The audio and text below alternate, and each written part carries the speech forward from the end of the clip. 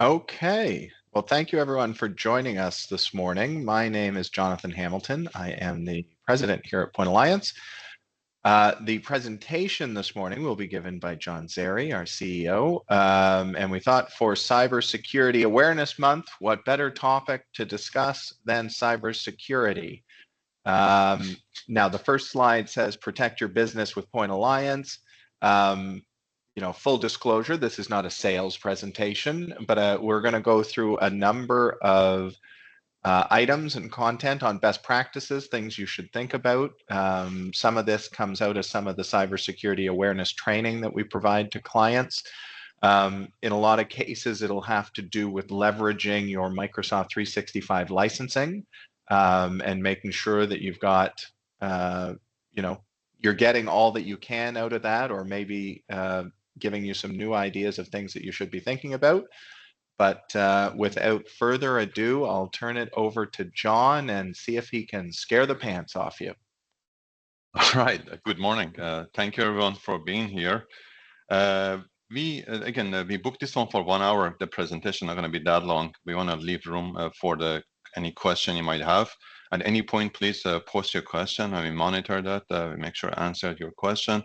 Additionally, we are recording this thing, and we will post on our YouTube channel later this afternoon. And my colleague Philip will send you an email with the links and all the information you need after this call.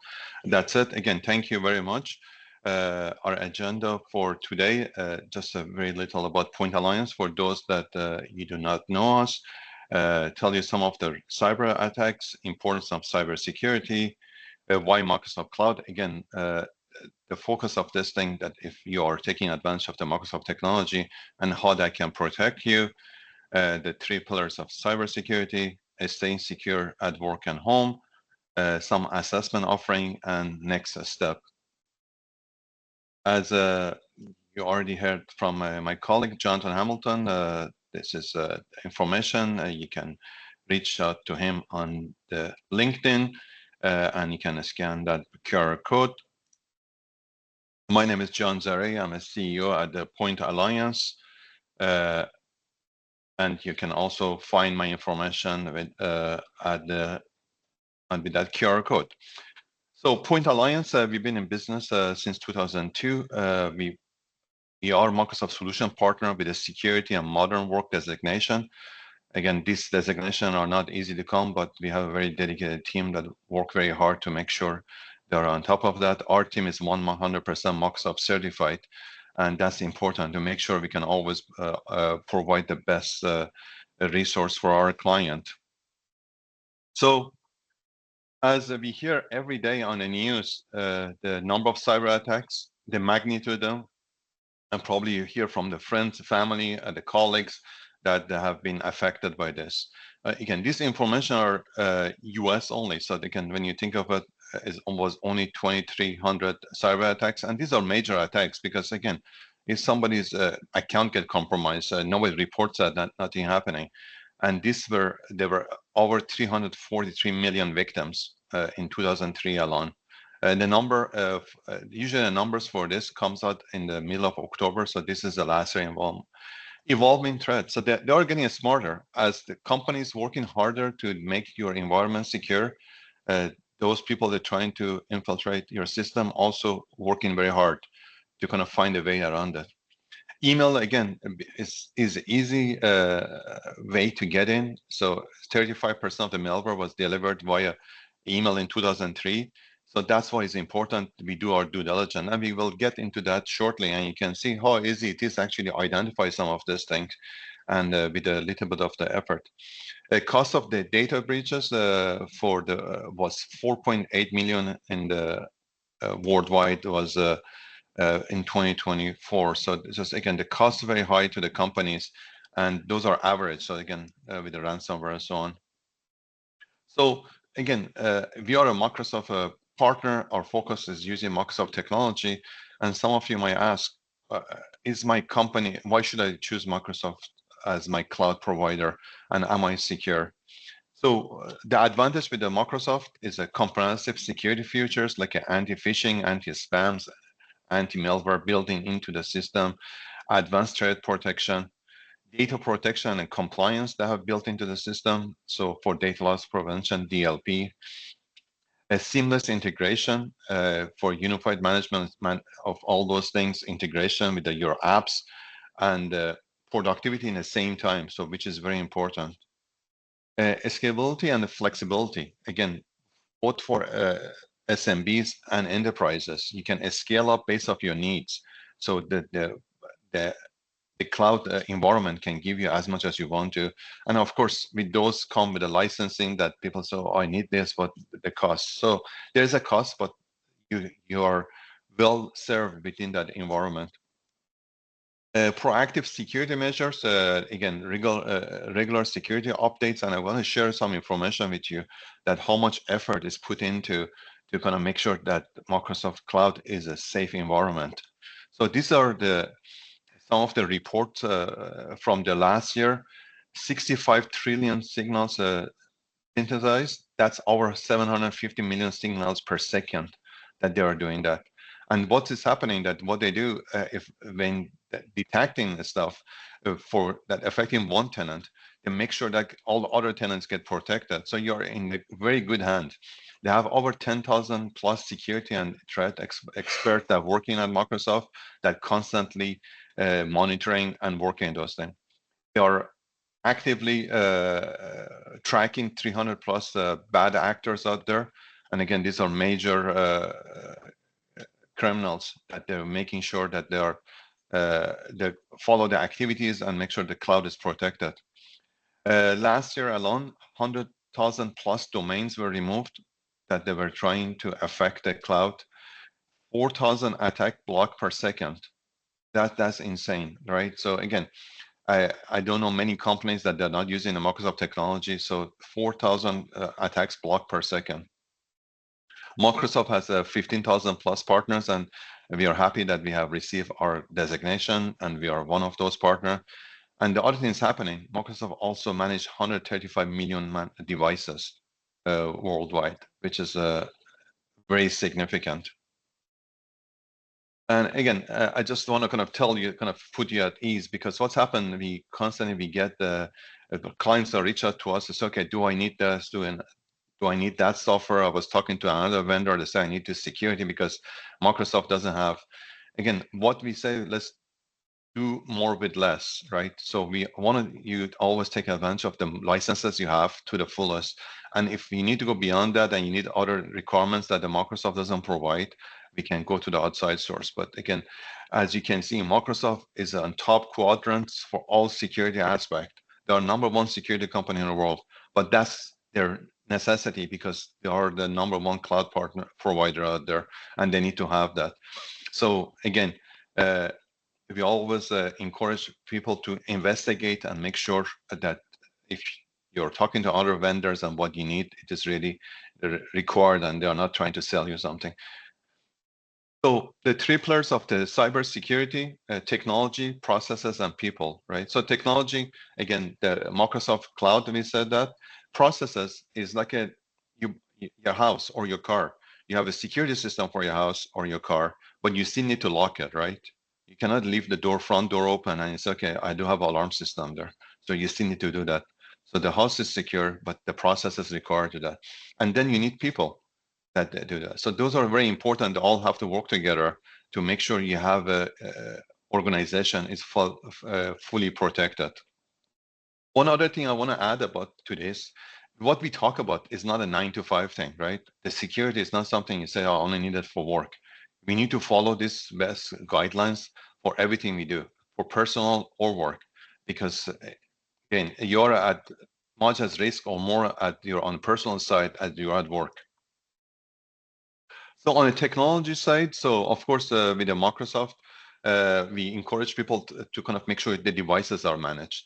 If the devices are managed, they are being controlled. We're making sure that anti-malware, anti-viruses, and all those things running behind the scene.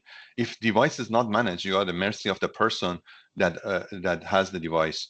What if they want to disable something, that antivirus, because they were installing something and they thought, okay, let me disable it for now so I get something done, or disable the firewall. So with the management of the device, you can always be sure your devices are fully protected, and that's very important. Again, implementing essential security like a firewall, antivirus, and so on. Again, that software come with all those things. They need to be enabled, they need to be enforced, and they need to be updated. Multi-factor authentication. Multi-factor authentication by itself can reduce the chance of them being breached by 90+%. It is very important. Unfortunately, security is an inconvenience necessity we need, right? So nobody likes to go, I need to kind of approve this, I need to remember, but it is very important. With the multi-factor authentication and proper setup, even if your password get compromised, they still cannot bypass your second factor. So I would highly encourage that to set up that for all your accounts. Again, work, of course, the organization need to enforce that on the personal side, on an Amazon account, on a Netflix, all those things. If there is a vendor, which I don't know any vendors that don't provide that, enable that and take advantage of it. It is for your own protection. Data backup and recovery, and that's very important. With the Microsoft 365, we have this impression, okay, it is on the cloud, I don't have to, but you still need to kind of plan for those things to the information is backed up. Continuous monitoring and alerts. Security is not a one-time thing, and you say, okay, I set up all my security, I'm done. As they're evolving, we need to keep up with that, and we need to be ahead of all the threats. So important that we do that, and the technology enable us to be able to monitor and alerts. So processes, incident response planning, we just need to kind of, with any organization, to have a plan ahead. If something happened, what people are supposed to do, what the staff do the staff know that if they were compromised, who they need to report to? The regular audit and updates, that again, that's not something you should at least set up either bi-monthly, quarterly, or semi-annual to kind of visit that thing and make sure you're aligned with on the compliance side. And risk assessment. Again, we provide those assessment. I will share that, and some of the assessment we provide at no charge to a client because we kind of feel the security is important, and we need to bring those one into a report so you're aware of it and you can plan plan it accordingly. Patch management services. Again, any vendor and all vendors provide patches to the software constantly, right? No matter what application you use. So it is important to make sure take advantage of those things. Again, you might think, oh, there's another update, those things, but those updates happen for a reason. Especially the security updates is important that you kind of enforce those and make sure it's implemented. And again, I'm going to go back to device management, which is very important.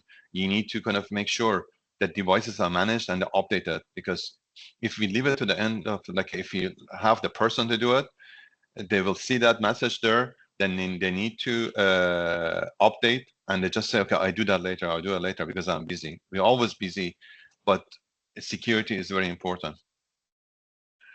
Next thing, and the other part of the three pillars is the people. So tailored employee training. Again, we're going to highlight some of those today's, but again, we do have a comprehensive security awareness training that we do for our clients, and we're happy to share with you. And most of what we cover is all common sense. You're not going to look at something and say, oh, I didn't know that, but you constantly need to be reminded to do our due diligence, right? So again, how many of you have been stopped by the police because you were using your phone, right? Maybe they give you a warning of those things. So I would say for 24 hours, you're gonna say, okay, I'm not gonna touch that phone, right? You're gonna put it on the side. But after the second day, you're kind of, oh, okay, it's okay. No, not to worry. That's why we constantly need to be reminded that you have to pay attention to this. It's not like we don't know it. We just kind of need to be brought up to our attention. Access control solution. We help with the setting up role-based access controls, ensuring employees have access to the system, data relevant to their roles. Again, everything that we share here is not that it's not.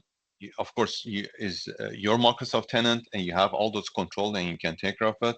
We are here to help you and provide you support or guidance if you need to. Promoting a security-first culture is very important. that again, that they mean emphasize, have protocols and people know what to do. And if something happens, if you click on something, people don't feel like they've been blamed or something, stuff happen. Again, those bad actors are very good at what they do, and they are very convincing. So if it does happen, make sure that you feel comfortable to bring it to the management and you can share. So speaking of that, we're going to just go to a few slides, talk about the staying secure at work, at home, and some of the best practices, and give you some examples. So again, the threat landscape is a digital, of course, your laptops and how we work in person. If you work in an office environment, that again depends on size of your organization, and the phone. So again, with the digital is, as I mentioned earlier, the most the way that the intrusive one is an email, right? We get the email with the links or attachment, and we get kind of not sure about it. We want to click on it, and maybe the language is the type that they're going to get us to. And there are lots of those things. So there are ways to identify those things, and I will touch on that shortly too. How to identify those emails and resist clicking on those or following the instruction they're providing because it's not from somebody you know. In person, again, with the large companies, we see that all the time that happen, that you go into the office building and somebody starts behind you and trying to be polite, you even hold the door open for them, right? All it takes for these bad actors to come in and just plug in a USB to your network. Oh, the other thing is that there's lots of those uh, tricks that they leave a USB key somewhere for people to see. And I think many people on this call, if they find a USB, they are very tempted to plug in and see what is on it. It's like getting an unknown caller. You know you shouldn't answer it, but you are very tempted to answer it at the same time. So you have to kind of be very careful. And that's how some of those things. I don't say every USB you see on the street that's there, but you cannot risk it, and you don't know what is on it. So the phone, the number of text messages we get is increasing a lot. And some of those things that you can identify right away, and let's just say you're banking with a only with a CIBC and you get a warning from RBC. So that's easy. But sometimes the messages could be the timing of it, be just same time as you would think you were expecting and getting a text message or something. So resist those things. Look at the URL you're clicking on, and kind of don't just fall for the messages. They send it in the hundreds of thousands of those messages and hoping for a few people. Again, in our investigation, we have gone through some of those links, and the sites are amazingly similar to the real sites they create. They put lots of effort into this thing to make sure you can fall for the traps. So it is very important to kind of, again, do the due diligence, read the message, just don't click on it, thinking, okay, maybe this is right. Again, Canada post tricks that you have to do your taxes and so on. So common threats of the phishing, and this apply to the text message asking for personal information. Nobody from any government or banks or anything legit is going to ask you for those information in the email. Inconsistency of links. When I was doing this presentation first time, actually, I got this email I'm going to share with you that has almost everything on this, all those common threats of phishing. Inconsistent in links. Don't click on the stuff. Mouse over it. See if the message come from company ABC. The links also says that. So that's important. Unrealistic threats, like you're probably going to get cut off. Your Revenue Canada or CRA is after you, or something going to happen. None of those will happen if they don't notify you. They don't put those information in the email for Security Act, and if they need to, they would probably send you a letter, not in the email. Generic greetings, right? Dear ma'am, dear sir. So those are the lazy ones that they send those things. A sense of urgency is always you have to do something. You're asked to send money. Nobody gonna ask you to send money. And if you notice, if you got any government notification, they don't have a link in them because they know where you find those sites. And if you get something, it's very important. Again, next one, too good to be true. The one example of that hit home that 2 years ago, my son went to Western University and the Western email system was hacked. So every first year student got this email with the offer of the job and the upfront payment of $1,200. And lots of people fall for it. So you're a new student, the email comes from the university, looks legit, they deposited, and then it followed with a text message, oh, if you can go to Walmart and buy me some gift card now. So again, those things are easy to fall for. Full spelling and grammar, you can look at it, again, doesn't make sense. Suspicious attachments. So one of the tricks that these people do, let's just say they break into my account, right? They're in my email. They go to my address book and send this faulty attachment to all my contact. So you're kind of saying, oh, this come from John is good. But if you're not expecting email from me, don't open it. Or just reach out to the person. He said, did you mean to send me this attachment? Because how they get you, because it's, oh, it's coming from that, you trust that person, you do that. Again, from government agency, if they send it to you, they always tell you, please log into your portal to look at the notification. No confidential information gonna come in the email because of Privacy Act. So this is one example I want to share with you. This is a real email, by the way. I didn't make it up. It came to me. And give timely attention to handle refunds that are passed to you. I didn't know that refund can be passed to you. I love that. The total refund is $342, which is tempting. It's great. But you think if this is for the Toronto Hydro, wouldn't this add it to my balance? But we get excited. We kind of not pay attention. So it's very important. So what do we want to do? I mouse over the email address is a Hotmail account. Okay, that doesn't make sense. Why would a hydro company use a Hotmail account? Next thing you see, quickly as possible and refund overdue. Sense of urgency I was mentioning too, because they want to get you. And when we went to this site, we investigated, is identical to Toronto Hydro website. They really put lots of effort. And think about the investment they do. Because if they're sending the hundreds of thousands of these emails and only few people take on it, they already made money. And then when you mouse over, now it's a whole different link again. So again, lots of inconsistency, and it's very important to pay attention to this. So if you get a message like this, what should we do with it? On the top of your Outlook clients, you all have this button, say report message.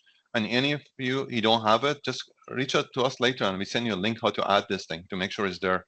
So you mark it as a junk or phishing email.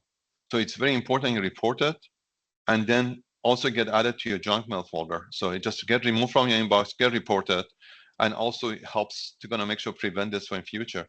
And also you might go, I daily review my junk mail folder to make sure what do I have there. Sometimes things end up there, right? It's a false positive, they end up in a junk, so you can mark it as not junk. So next time doesn't end up there. So make sure you use the Outlook report message if you see those that happen. So next thing is securing the sign-in process. It is very important to kind of create a strong password and keep the password secure. Yeah, that's more important than creating a strong password. So what you want to do? I love this saying, hackers don't break in, they sign in, because they'll probably find your password somewhere, right? So there's not such a thing, they're hacking those things. Again, this is, again, depends on size of your organization. In the case of the Indigo or those things, it was different. But in here, again, they just probably got your password from somewhere from dark web because something was compromised. So what you want to do, make sure your password at least 12 characters long.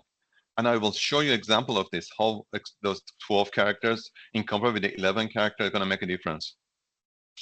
In combination of the uppercase, lowercase, and so on, not a word can be found in dictionary, a name of the person, character, those things. So significantly different from your previous passwords. This is very hard thing to do because we have so many different passwords and it's hard to keep it organized. Definitely do not write it down on a piece of paper. Maybe you want to subscribe to those password manager or something. And the other thing is that easy for you to remember, but difficult for others to guess. The key is that if it's not easy for you to remember, you're going to write it down somewhere and you're going to get compromised. And we had a situation that people put a password, for example, in Excel file, and the Excel file got compromised. Now everything was gone. So that is very important. So let me give you a couple of examples. So this is a password checker to see how great the password is. So let's just say I come up with this name, my dog is Bobby, right? So came up with that, and you can see frequently used words, and the password can be hacked faster than the time to take it takes to get back from the short walk. But let's just go to the next step. Let's say my dog is Bobby from Toronto. Again, you're typing a sentence. Look at the difference from that. So make it memorable.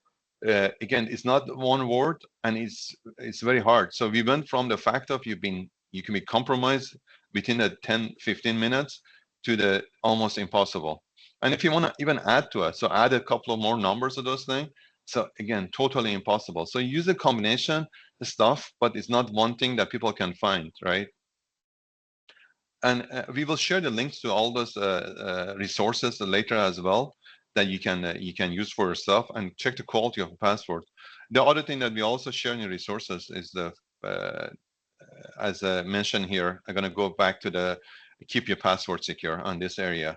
So you create a password that it's not crackable, you're happy with it, it's easy to remember, hard for other people to guess. So don't share password with anyone, not even friends or family members. That's very important. Never send a password by emails. We get that a lot, that people email us like the username and password. Never do that, because that email could have multiple people on it and people respond back and forth, and now that password is everywhere. So there are tools that you can use. Just send your password once with a URL link. Again, we're going to share that at the end of this presentation. Use those, because what's happened, the person that need that credentials, they click on the link, they get the information, and that information get wiped out. So there's no trace of it anywhere. Never use the same password. They should be unique. What's happened, again, we know about that. Lots of people share their Netflix information, right? Username and password. That password probably is very common with other things. So you might not get compromised. Somebody else might get compromised with your password. So what they do, that ends up in the dark web. They have your username and password. They're going to run it against all the other accounts. So if you use the same username, which is usually your email and the password, not suddenly your other account's going to get compromised, because they're going to run it through the other thing. They're going to run it through Amazon. They're going to run it through other common platform. So it is very important to keeping your password secure. The other one that you think, oh, this is not going to happen to anyone. I had this situation with somebody reach out for support with a tech support scam, right? So you get an unexpected call from someone claiming to be tech support, or something pop up on your screen that it says, this is support, you need to call someone. In this case, the person actually searched online and they got hold of one of those fake ones. One thing you have to remember, it's very hard to get the access to the tech support. Imagine they're just sitting waiting for you. That's not going to happen. That's too good to be true. You get an error message asking to call a number urgently. Do not do that. Reach out to your management. That's what we mentioned earlier. The protocols are very important, and even on your home machine, right? The message come up, we get worried and probably have a Microsoft logo or something reputable, and to do this thing. They're asking you to pay them to fix your problem, or with a gift card or crypto or something, or they want your bank information. Never ever do that. Ask you to download the software from email or third party. Again, if you fall for that and you download it, you need to uninstall that software. And just to be very honest, you need to reset your machine and wipe it out, because there probably is something there. And we had this situation with again, we see this almost every day now, which is scary, that they had a software, they removed it, but it was something else that's still sitting behind the scene. So every time they went to banking and they keep changing the password on the browser, they're beginning compromised again. The tech support asking for password, other private or sensitive information. We never ever gonna call our support and we're trying to help you. We're gonna ask for your password. That never ever, or nobody else will do that. So again, make sure you don't fall for that, and you always remember, you see any of those things pop up on your screen, just reboot your computer and let it go away. So working more securely while traveling, that's very important. Again, we are lots of people in the hybrid world, and we don't really take all the precaution we need to. So there are a few things to do. The biggest space that private. So you see that all the time in the airport, coffee shops, Starbucks, people having a call, they have this fancy headphone on, they cannot hear anything else, but you hear everything they're saying. So be careful where you're going. If you're on your screen, people can be sitting right behind you in a coffee shop, they're listening to what you're saying and they're looking at your screen. So make sure the place you're picking is private for calls and people around you. Don't allow other users use your devices. Again, in a hybrid situation, if you have a roommate and I say, oh, can I use? No, this is a work device. Because again, you might take all the precaution. The other person they're going to use your machine might not be as do all those things. When you leave your computer, just make it a habit. Windows key plus L locks that computer. Doesn't matter where you are, you're getting up to leave, lock your laptop, lock your computer, never leave it unattended. Only use encrypted Wi-Fi. We are, uh, again, I'm guilty of that too. You travel, you're at home, first thing that we go now to every public location, what's your Wi-Fi password? We get on it with no worry, and we should be very worried. This is not movies. You'd be surprised what's going to happen. It, Whatever transport through the Wi-Fi could be sniffed, and you could be compromised. So be very careful when you're asking for that free Wi-Fi. The other one, again, you might think, oh, this is not a movie. Doesn't happen. This is from the FBI website, actually, the last one. Avoid using free charging station airports. If you think you need a charger, always take a charger with you and plug it in. Don't just plug your phone to that. That's a fully data plug you're doing. That means that whatever that end of that cable is can be tracking all the information and grab everything from your phone. So let's just say you're doing that. There are special USBs that has a dead pin on it, the pin that transfers the data. Get one of those things at least, but just carry a charger with you. You're going to find a place to plug it in, or get a cable with a dead pin on it. It is very important because you see it if you are on your computer, if you plug the charger to your computer, what does happen? You can go to your File Explorer and go and see all your pictures on your computer through your computer on your phone. So again, don't be very careful. Don't fall for those things. So some of the offering that we have, again, assessment with the security assessment, with Copilot readiness assessment. That's very important too, and I didn't touch a lot on the AI part of it, but AI is a blessing, and by the same time need to be aware of it and be ready for it to make sure that your organization or that your data is organized, well protected. Just because people cannot find things doesn't mean that's secure. With the Copilot and AI, they will find things that you don't know even is there. So it is important to do that. The other one, as part of today's session, we do a Microsoft 365 tenant assessment, which is free of charge. Again, as I mentioned, after this call, we will, Philip, my colleague, will send you a follow-up email with the information to the copy of this PowerPoint presentation and also the video. And if you need help with that, we'll be happy to provide that assessment for you.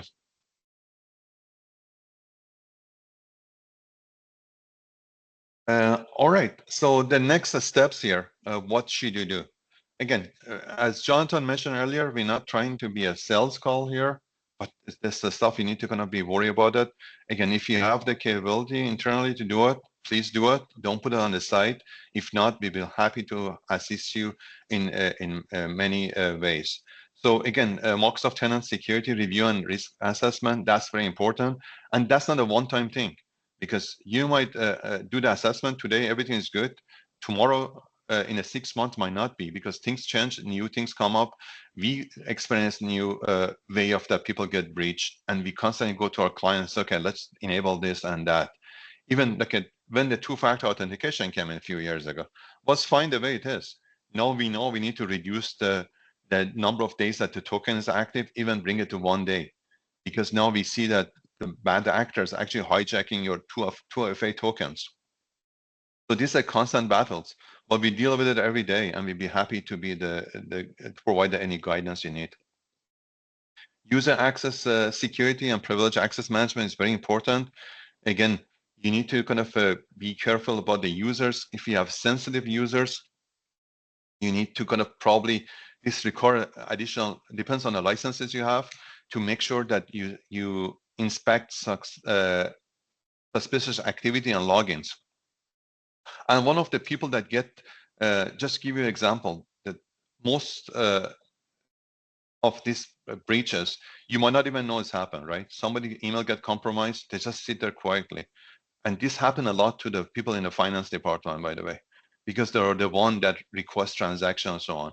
So one example could be just like they're sitting there, right? They're just waiting for weeks or weeks, waiting for that email that you work with the clients, and client says, "Oh, just send me your banking information," right? So they interject because they were waiting for that moment with their banking information to the client.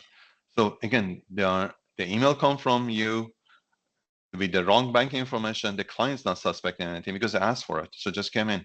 So that now the money could go to different account. The other thing that we see is happening that depends on size of organization. The employees send a request for the bank update, right? So I say, okay, my banking update is finished, it changed. I send it to HR department. Please update my banking information. And HR might get busy. You know, they don't pay attention. They update that. Not something that you pay is gonna go to different accounts. So that's what's happening. That's very important to kind of making sure data security and audit and insight that it's very important to kind of make sure that how the shares happen with your organization, who you share it with, how long you share it with. Multi-platform device management, it is very important. I know probably it's not easy to kind of say, okay, implement it, but when bad thing happen, you wish you had done it. So again, just to protecting your devices, your Windows, iOS, and Androids. We really don't put enough emphasis on securing our mobile devices, especially, but they're as powerful as our laptops. And in most cases, there's no requirement around it, right? People just use the phone. There's no security built into it. We don't say, okay, just a phone. But in many cases, our phones are more expensive on our laptop and more powerful. And license utilization optimization. That's one of the other things that we also help to make sure you have correct licenses to protect yourself, right? Again, for SMBs, probably Microsoft 365 Business Premium is one of the best licenses because I have the advanced threat protection and so on. And again, if you have licenses, you need to put it into play and you take advantage of it. Just having a license doesn't do anything. And I used an example earlier. It's like you have a house and leave the door open, right? You need to lock it. You need to protect yourself. A cloud backup strategy for data protection and recovery if something happened. If the, again, bad actors got to your mailbox and deleted the stuff and those things happen, you need to be able to have the proper backup strategy. Again, Microsoft 365, what it does is called retention, but it's not a backup. There are two different things.